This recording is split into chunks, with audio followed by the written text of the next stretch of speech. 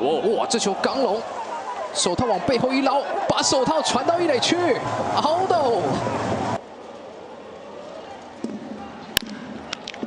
哇，这球刚龙，手套往背后一捞，把手套传到一垒去 ，out。哇，这球应该是卡在里面拿不出来了。对，因为打非常强劲哦。我们看背后接球哦，哇，直接卡在，真的卡住了，拿不出来，干脆把手套直接丢过去啊。这距离还好也很短啊，所以抛过去是还没有问题啊。对，这个 play 我记得多年前在那个美国大联盟洋基队的那个公爵，好像也发生过。苏建文老师是直接就判出局了哈，所以应该是，即使是手套接着手套，应该只要有掌握到球，应该都没有问题啦。9局的下半，今天为球队是再度推派田泽纯一出赛，在职棒奋战过数个球季，比早期的选手来的好多。对，很多球，所以对于魏雄队给他的任何工作，他相信自己是可以胜任。这颗变化球掉下来，掉到了许基宏。这球受到了挤压，游击防区，直接遭到了朱祥林的接杀啊！那知道怎么样的球路搭配，可能是更加适合这个环境啊。一垒之间的滚地球，石翔宇接球传向一垒，形成了这场比赛最后一个出局数。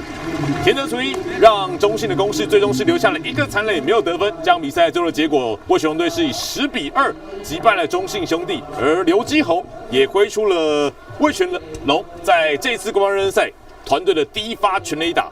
2021年赢球是我们唯一的目标。1、2、3，魏球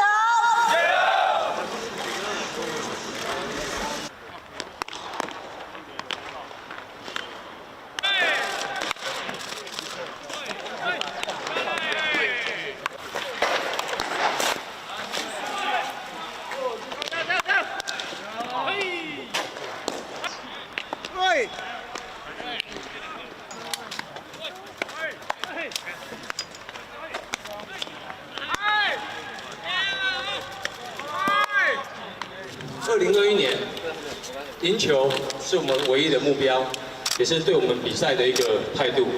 那我希望每位球员更像个勇者一样哦，当机会来临的时候，不要畏惧，尽全力表现。然后我相信春训开始的时候，每个人都有自己的目标，还有期许。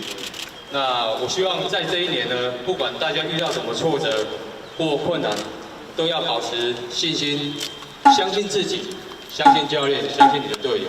那我们大家一起努力，谢谢。我们付出的第一年，我们希望能够打出感动人、感动球迷的比赛。希望能够奋战不懈，无畏无惧，能够奋战不懈，这是我们的目标。天母31场，然后其他的是这个高雄大概会排18场，其他就是云林。这个嘉义市，跟这个新庄，大概是这样的规划。跟他们相处的状况吗？跟他们相处状况越来越好吧，因为大家也都